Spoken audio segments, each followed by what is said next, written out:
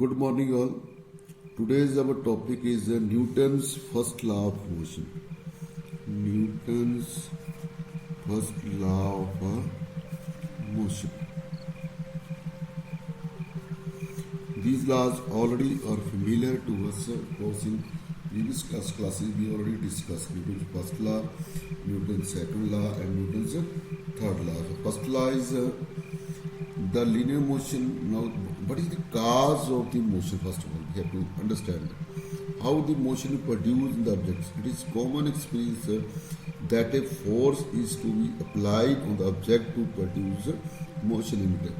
Common examples: to move a cycle, the cyclist has to apply the force on its pedal. In a car, the petrol engine provides the force needed to move the car.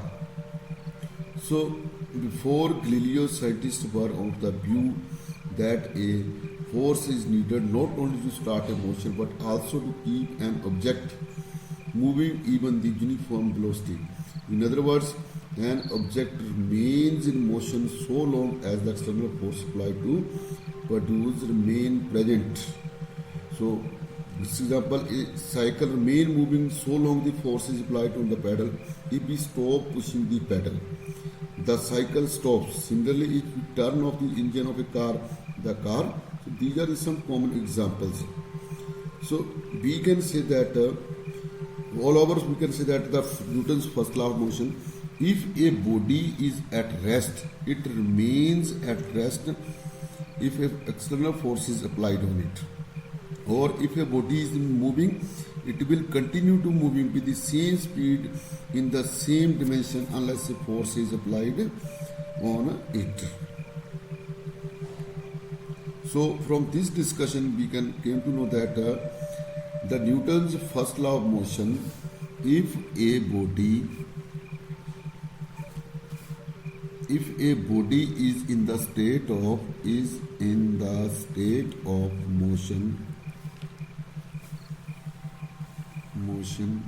it will continue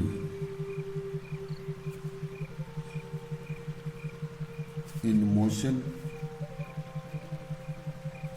or if it in rest,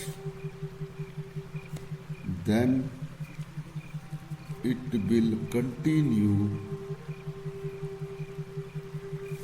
in rest until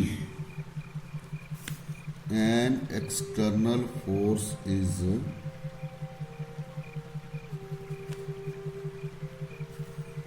applied on it.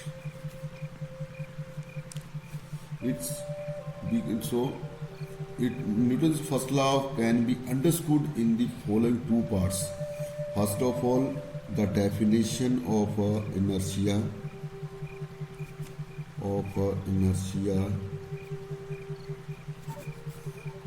Definition of inertia.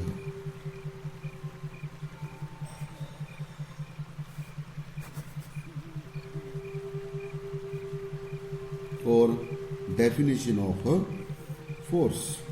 Inertia mean, in the first part, Newton's first law gives the definition of inertia, according to which an object cannot change its state by itself.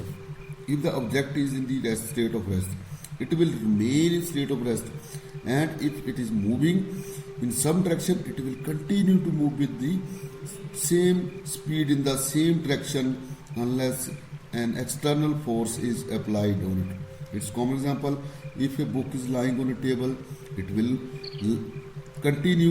remain on the place on its place unless it is displaced. Similarly, a ball rolling on a horizontal plane keeps rolling unless the force of friction between the ball and plane stops. So, this property of the object by virtue of which it tends to retain its state of rest or of motion is called inertia, is the inherent property of each subject. So remaining we will discuss in the next video. Thank you.